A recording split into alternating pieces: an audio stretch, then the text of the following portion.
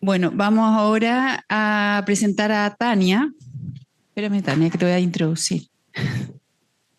Eh, Quiero presentar a Tania. Ella es investigadora del Desert Botanical Garden en Phoenix, Estados Unidos. Tania es especialista en el origen, evolución y diversificación de cactáceas, formada en la Universidad Nacional Autónoma de México. Su trabajo combina el rigor científico con extensa campaña en terreno, lo que ha permitido comprender mejor la adaptación, distribución y desafío de esta especie frente a un escenario ambiental en cambio.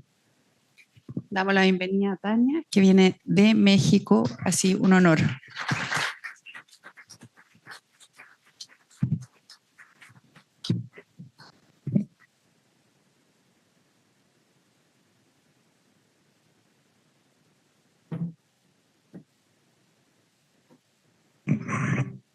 Hola a todos, buenos días. Es un verdadero honor para mí haber sido invitada a este evento. Muchas gracias a los organizadores. Estoy muy emocionada, es mi primera vez en Chile y llevo muchos años ya estudiando cactáceas y viendo estas plantas en fotos y viéndolas en colecciones y leyendo sobre ellas, artículos y todo. Y ahora las voy a ver en campo, entonces eso me fascina.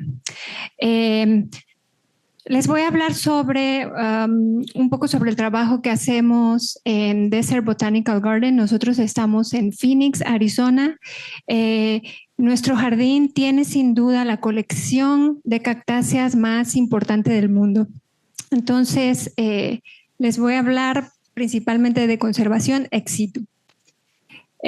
Bueno, la familia Cactaceae tiene en términos generales alrededor de 1.400, 1.800 especies distribuidas en alrededor de 130 géneros más o menos. Yo pienso que Bárbara les va a hablar más sobre estos datos. Se ha estimado que más de 30% de las especies están en peligro de extinción. Sin embargo, si incluimos datos climáticos, y predicciones bajo diferentes escenarios de cambio climático, se ha estimado que ese número va a aumentar alrededor de 60 o hasta 90%.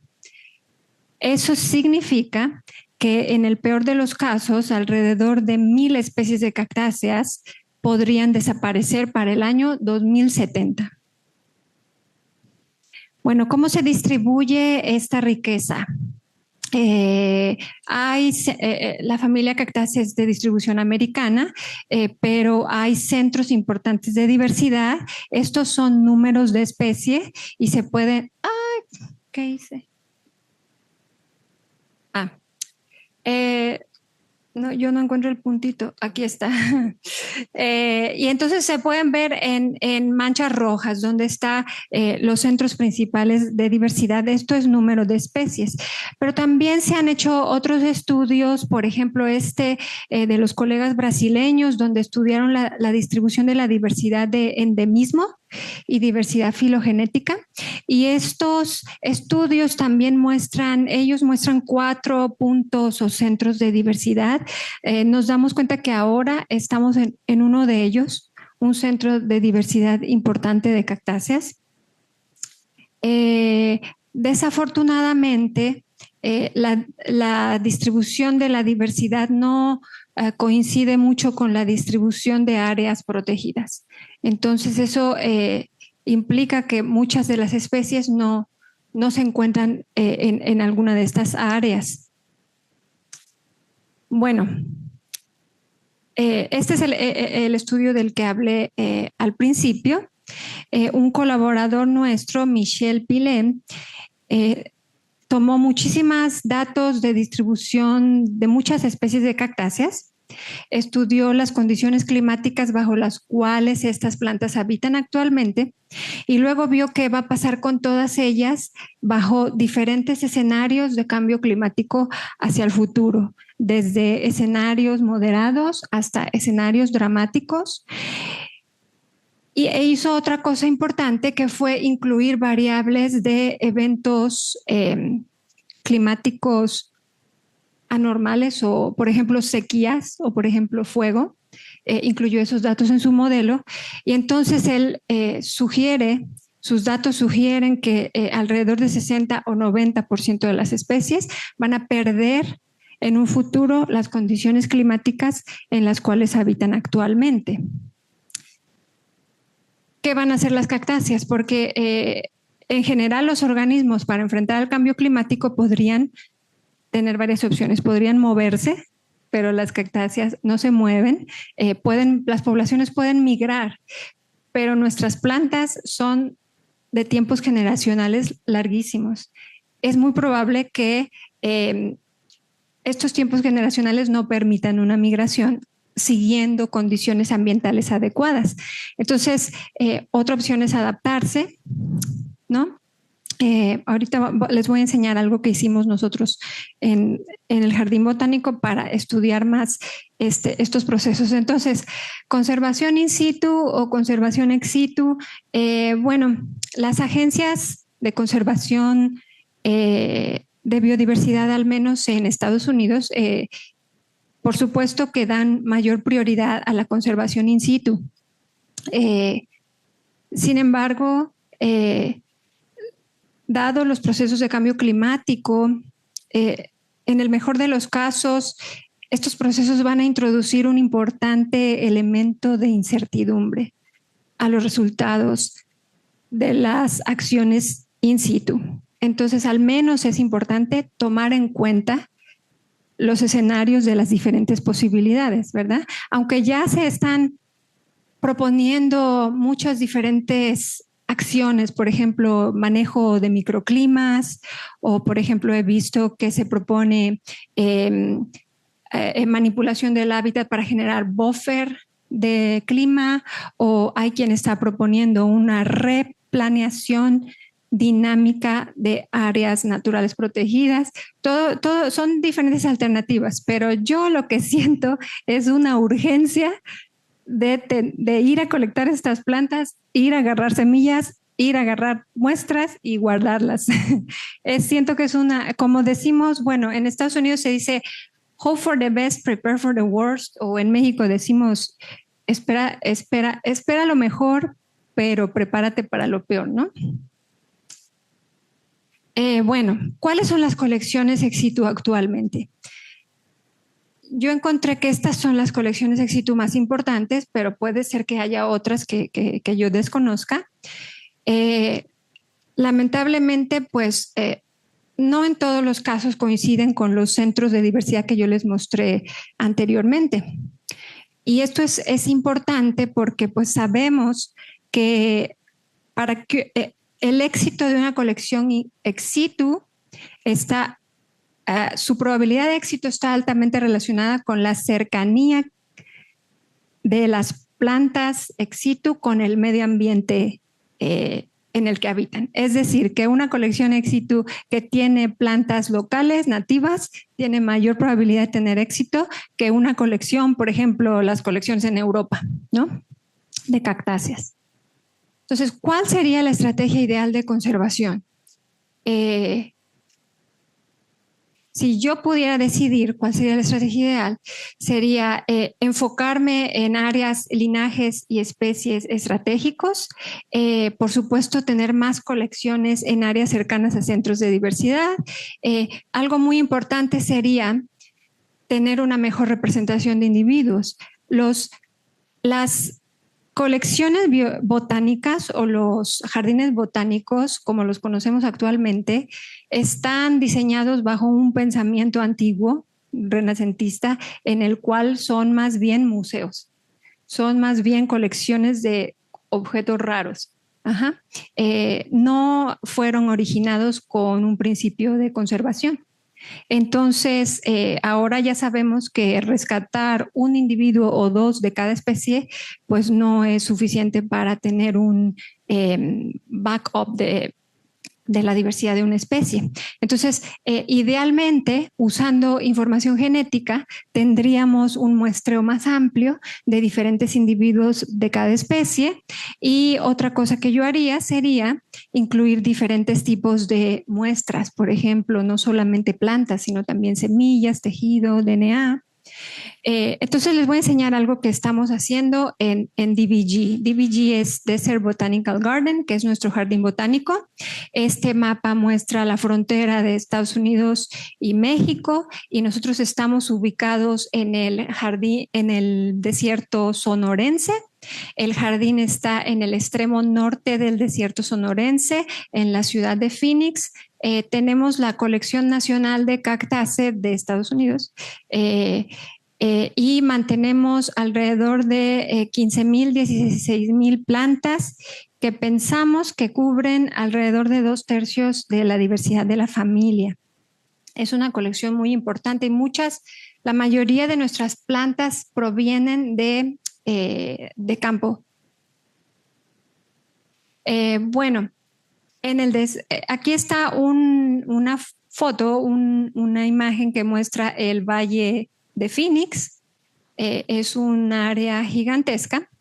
Y bueno, en el desierto sonorense tenemos muchas especies de cactáceas, 27 están amenazadas. Sin embargo, la más famosa especie es el cactus saguaro, es quizá la especie más famosa de cactus del mundo, está en todas las películas, en todas las imágenes.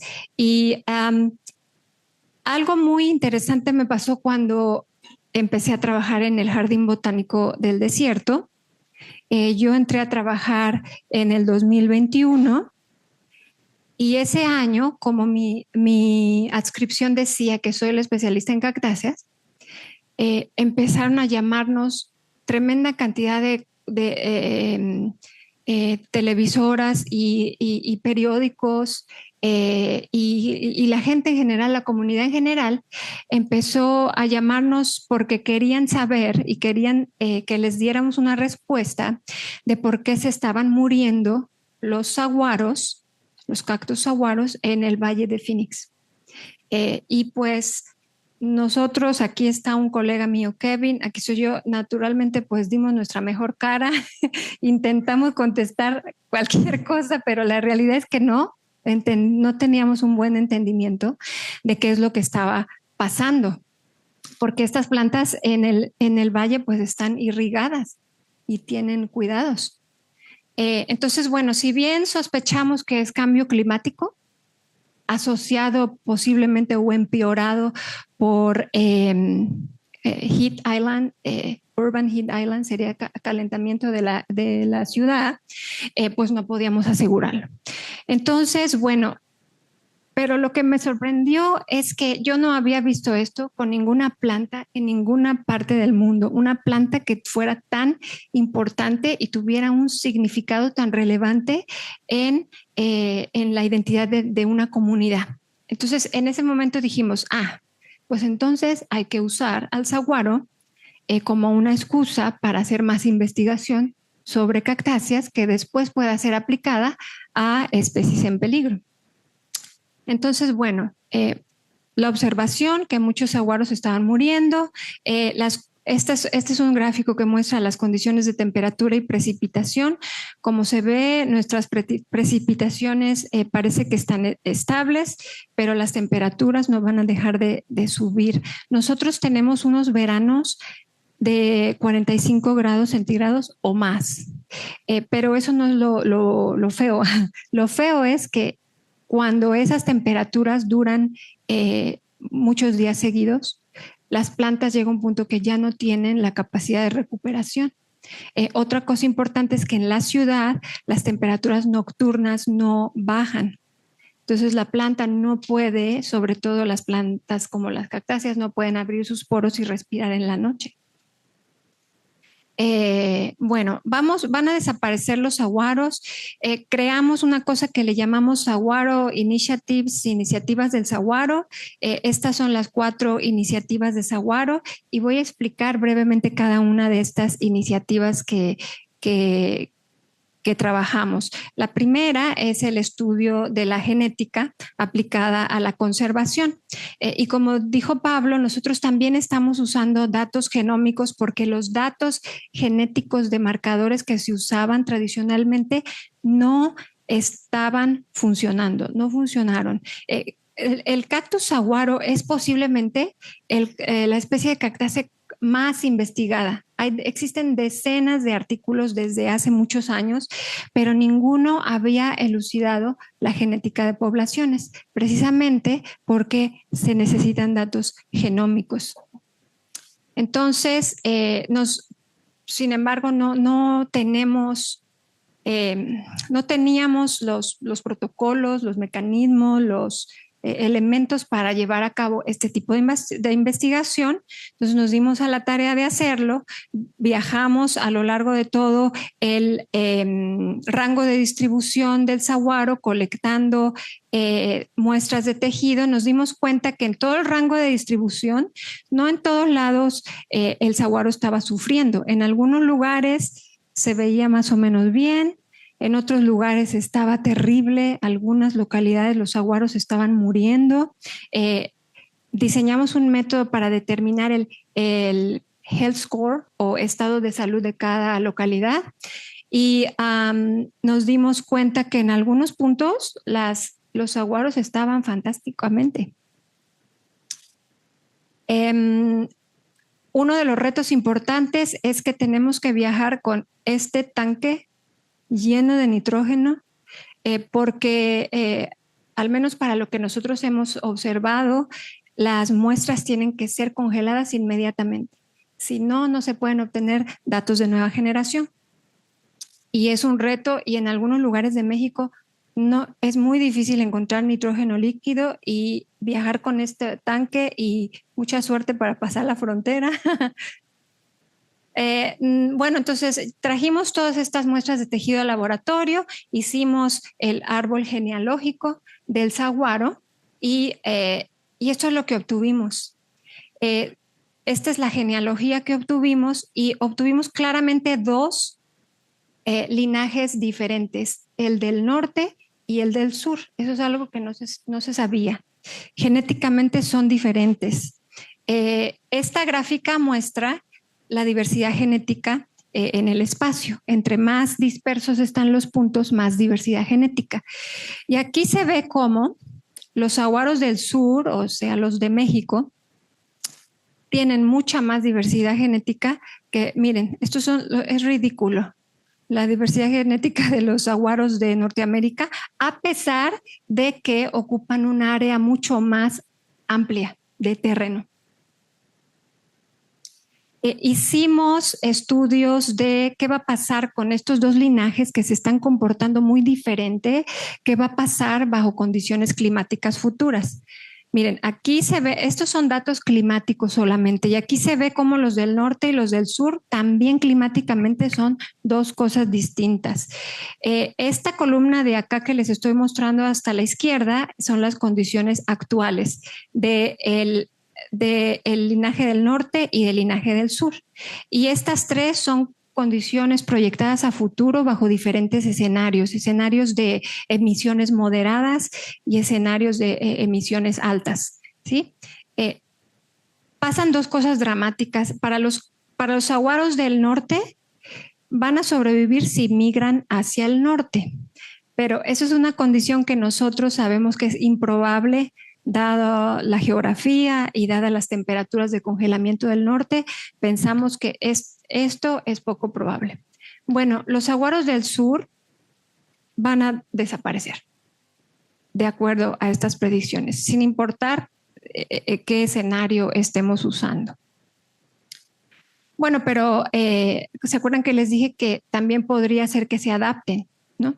Entonces, una de las cosas que nos permiten los datos genómicos es evaluar si en el genoma hay señal de adaptación y si esa adaptación va a permitir que las plantas sobrevivan en las condiciones futuras.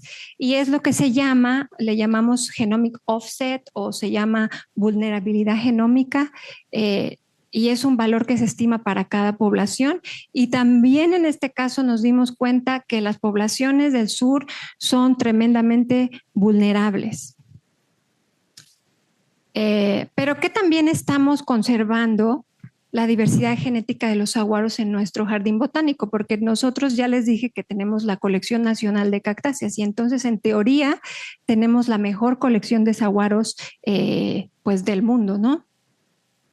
Bueno, algo que no les dije es que yo también tomé muestras de las de saguaros en nuestra colección y también tomé muestras de saguaros en espacios urbanos, de personas de la comunidad que nos permitieron tomar muestras de sus plantas y entonces sacamos también los genomas. Nos dimos cuenta de algo súper interesante y es que aquí en puntitos amarillos se ven las muestras del jardín botánico. Pues el jardín botánico cubre bien la diversidad genética del linaje del norte, pero no tenemos absolutamente ninguna planta que represente el linaje del sur, que como se acuerdan que les dije, era la mayor diversidad genética. Pero algo interesante ocurrió con las muestras del norte. Las muestras urbanas, es decir, de las personas, de los vecinos, representan mejor, como ven en los puntos rojos, están mayormente distribuidos, representan mejor la diversidad genética del linaje del norte. Entonces, es en realidad las personas y la comunidad quienes están de mejor manera manteniendo éxito la diversidad del saguaro. Otra de nuestras iniciativas fue algo que le llamamos el Saguaro Census y pues pusimos a la gente a ayudarnos a monitorear los saguaros usando una app que seguramente todos conocen, que es la iNaturalist. Y entonces este proyecto creció tremendamente. La gente le proporcionó a la comunidad un mecanismo para tomar acción inmediata de un problema que estaban sintiendo como dramático. Y entonces hicimos pues algunos eventos y les dimos algunos premios a las personas que tuvieron más observaciones. Así es como se ve el iNaturalist, así es como se ve nuestro mapa de observación de saguaros. Esta gráfica muestra cómo ha aumentado el número de observaciones de saguaros y cómo a partir de que empezamos nuestro censo, el número de observaciones ha aumentado tremendamente. Es un proyecto que ha sido muy exitoso con la comunidad. Perdón, pero aprendimos también cosas importantes. Por ejemplo, esta gráfica muestra, le preguntamos a la gente que contestara en qué condiciones estaba el saguaro, cómo percibían la salud de ese saguaro. Y bueno, una cosa que aprendimos es que la mayoría de la gente pues necesita más training, ¿no? Pero los que sí contestaron, la mayoría piensa que los saguaros están bien. Entonces, pensamos que quizá el hecho de que un saguaro se muera es un evento tan dramático que la gente lo sobreestima, quizá. Y esto es algo muy importante que aprendimos también. Le preguntamos a la gente dónde está localizado ese saguaro, en un área pública, en la calle, en una escuela, en un centro comercial. La mayoría de saguaros están en áreas residenciales. ¿Se acuerdan que les dije que es la comunidad la que preserva? Bueno, pues esto refuerza, ¿no? Es la comunidad en realidad los que están preservando los saguaros en el Valle de Phoenix y en colección Exit. Bueno, hicimos un banco de semillas, nos fuimos a colectar otra vez a todas las localidades que habíamos visitado anteriormente. Es un reto colectar estos frutos. Aquí hicimos un mecanismo hechizo, pero se colecta en verano, que es el máximo calor. Entonces viajamos con voluntarios a través de la frontera también para que nos ayudaran al proceso de limpieza y secado de las semillas y pues terminamos con un banco de semillas de toda la especie, representativo de la diversidad genética de toda la especie, pero enfocándonos principalmente en los linajes del sur, en el linaje del sur que teníamos poco representado, ¿verdad? Y pues este es simplemente cómo se ve el banco de semillas de saguaro que fue depositado en el banco de semillas de DBG.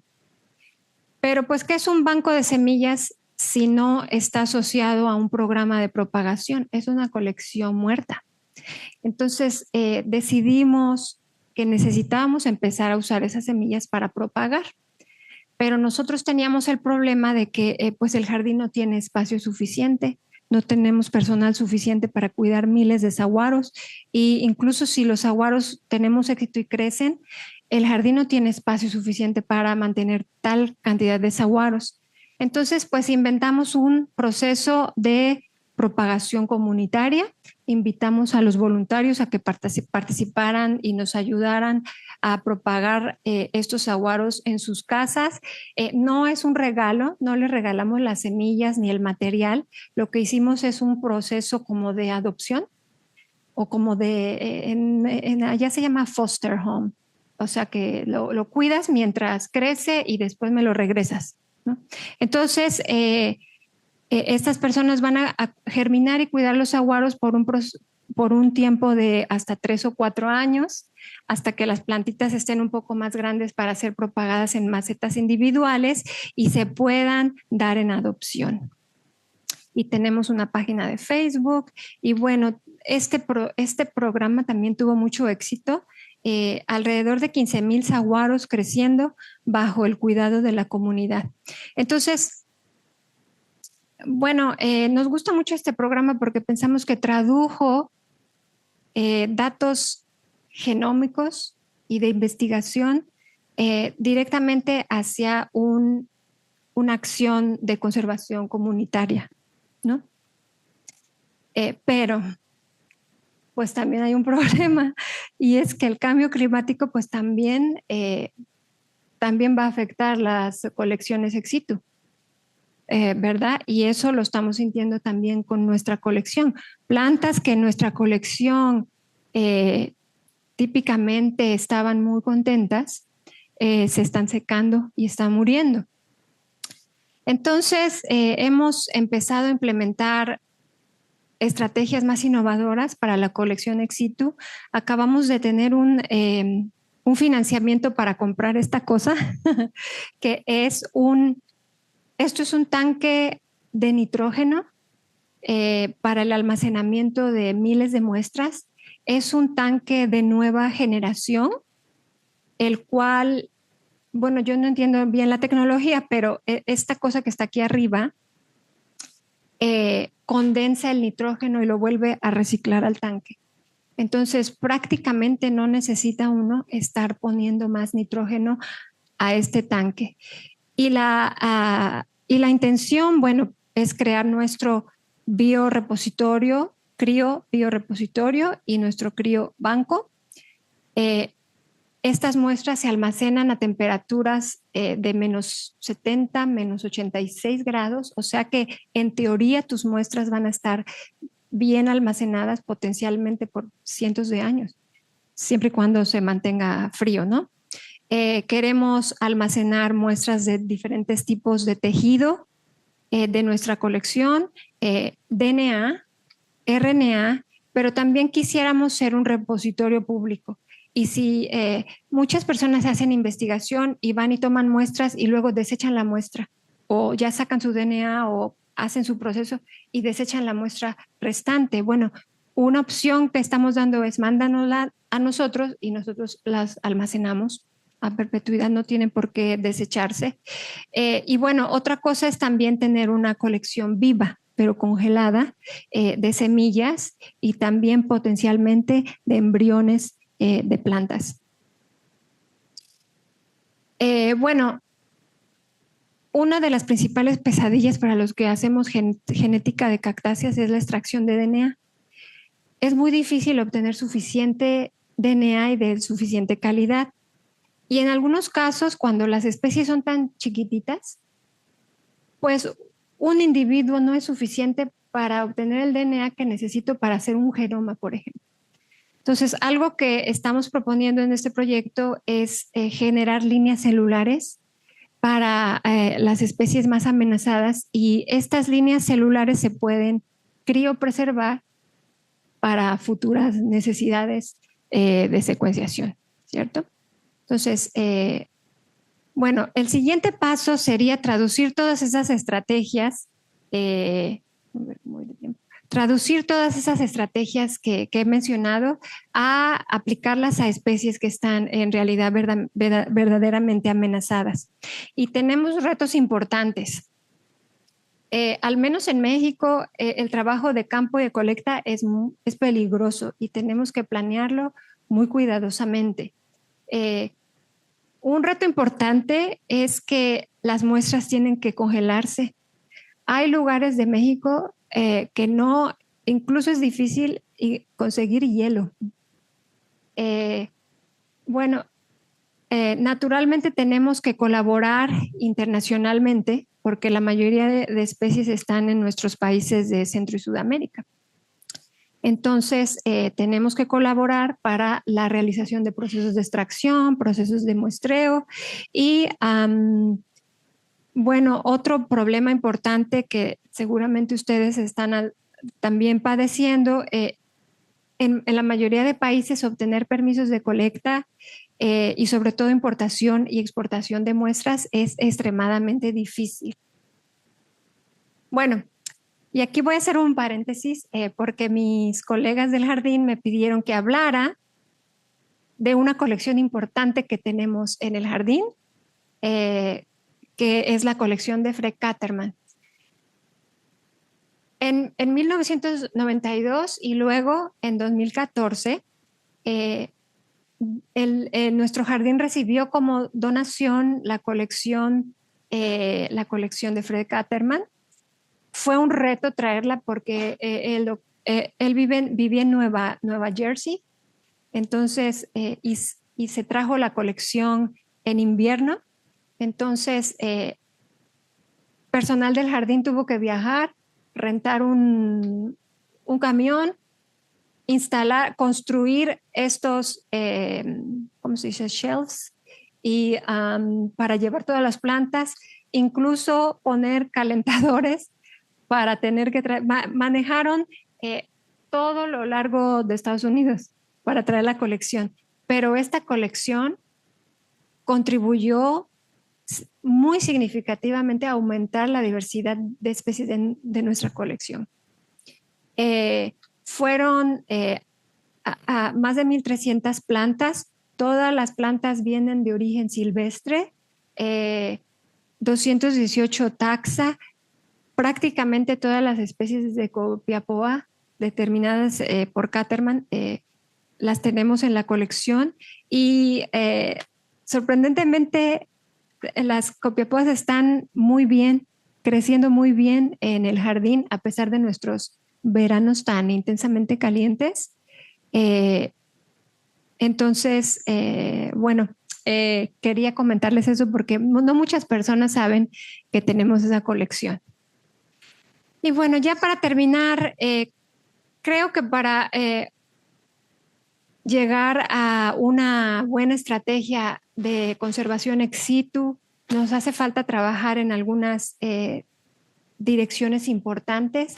Necesitamos un inventario de colecciones y de qué hay en esas colecciones, atender el desequilibrio porque en muchos países, pues, no hay ni siquiera buenas colecciones con inventarios, incluir a todos los actores involucrados. Muchas colecciones son privadas, muchos propagadores o sí tienen colecciones muy diversas que podríamos tener en cuenta. Y bueno, hace falta muchos estudios genómicos y genéticos para informar todos esos esfuerzos de colecta.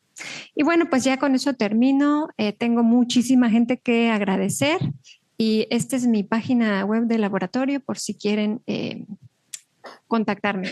Muchas gracias. Tania, quédate acá un segundo. Muchas gracias por la presentación. Quédate aquí un segundo. Quiero saber y ofrecer, tenemos espacio para 3 preguntas para luego pasar al panel.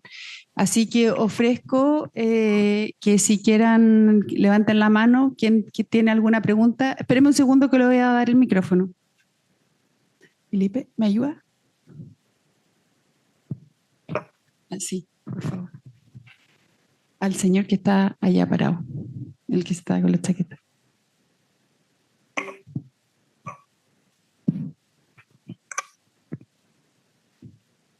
Buenos días a todos los presentes. Mi nombre es Jorge Puerto Marín, periodista, guía de turismo, presidente del Grupo de Acción Ecológica de Atacama, organización funcional sin fines de lucro creada en 1992, la más antigua en existencia en la región de Atacama. Algunas cosas. ¿De dónde viene o por qué se llama ese cacto saguaro? ¿De qué lengua? ¿Cuál es su altura, el diámetro o circunferencia? Y si eso de alguna forma contribuye o afecta en la captación de agua. Y tercera pregunta, se la iba a hacer por correo, pero no alcanza a notar el correo. Si ustedes tienen estudio del desierto de Baja California. Algo muy breve que dijo el expositor, llegué un poco atrasado anterior a usted. Si la captación de agua se debe a la lluvia o a la camanchaca, que es neblina, niebla, pero nosotros en el norte le llamamos camanchaca. Una vez tuve la oportunidad de observar cactáceas o cactus muy de madrugada, y en todas sus espinas tenían unas gotitas de agua, ¿ya? Que con la luz eran muy transparentes, cristalinas. Las espinas, por decirlo de alguna forma, son las hojas de los cactus. Evolucionaron, se convirtieron en espinas y por ahí capta el agua. Entonces, los cactus del desierto de Atacama, sobre todo los que están en quebradas, florecen no necesariamente cuando se produce el desierto florido, porque captan el agua de la camanchaca. Y usted los puede encontrar si recorre el desierto con flores, y todo después del desierto no tiene nada de flores porque no está el fenómeno del desierto florido. Y una vez tuve la oportunidad de captar un guanaco que con su lengua, ¿ya?, venía y lamía o lame las espinas, ¿ya? Ese guanaco estaba tomando agua, ¿ya?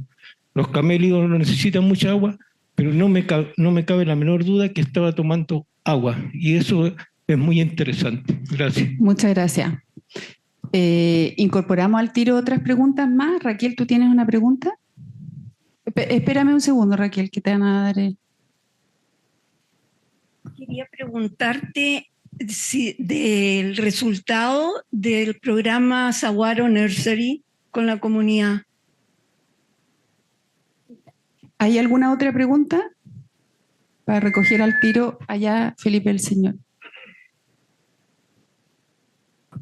Hola, buenos días. Yo quisiera preguntarte sobre la importancia del gobierno, del Estado central apoyando este tipo de iniciativa, si es favorable o desfavorable, en términos, digamos, de la opinión que el gobierno central puede tener en torno a si vale la pena o no conservar estas cosas.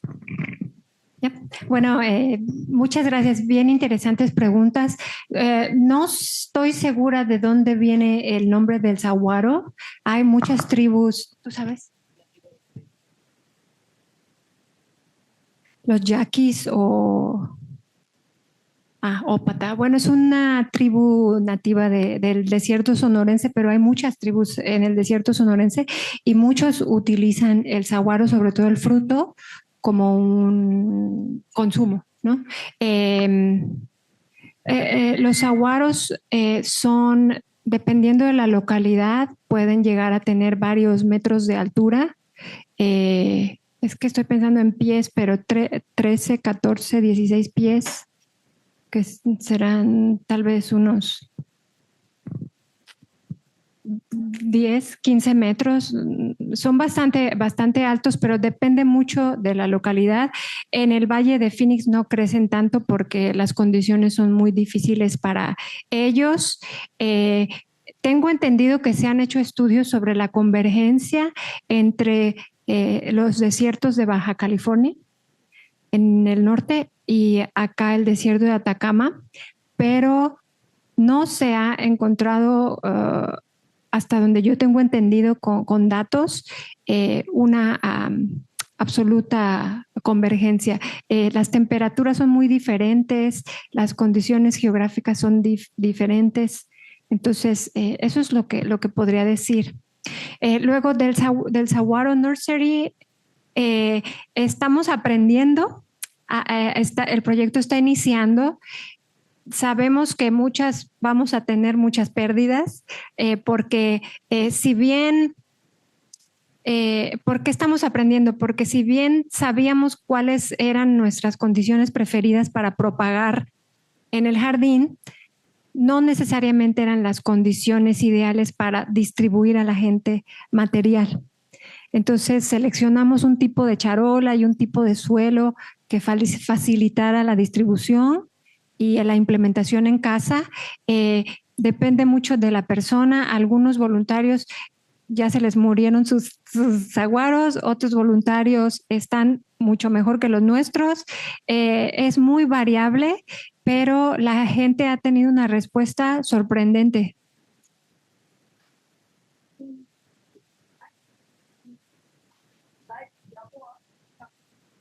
Están ustedes trabajando con el género Copiapó. Sería una linda manera de hacer una réplica de esto y que Copiapó, el pueblo o ciudad, como quieran llamarle, se transforme en un Copiapó en todas partes, en todas las casas, en las plazas y qué sé yo. Tarea para insular. Pues esa es la idea con saguaro, pero saguaro no es una especie amenazada. Entonces eso facilita mucho más todos los procesos de distribución de semillas y habría que planearlo bien, pero eso es la idea detrás de todo esto, que la comunidad participe de una acción de conservación.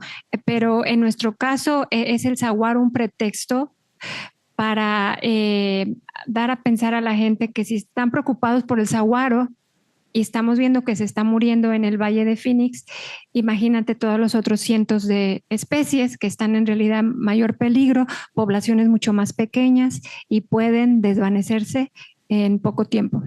Y la otra pregunta es muy interesante porque en Estados Unidos los gobiernos casi no financian este tipo de acciones. Nuestro jardín está principalmente financiado por tickets de entrada y donaciones.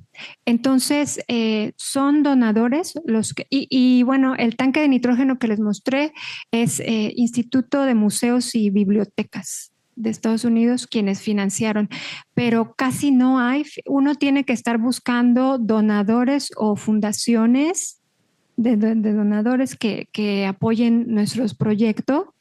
Por eso una acción que conecte con la comunidad es tan importante, porque algunos de estos voluntarios pueden ser potencialmente los donadores que van a financiar todo esto.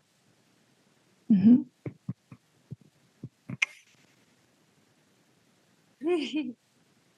Última. Y me podrían mandar una foto de los eriocises de Caterman de Junín, norte de Chile, sur de Pisagua. Sí, tenemos también, él nos dio una colección de fotografías y semillas y están a las plantas, pues las buscaremos. O mejor te invitamos al jardín a que las mires. Gracias, Tania.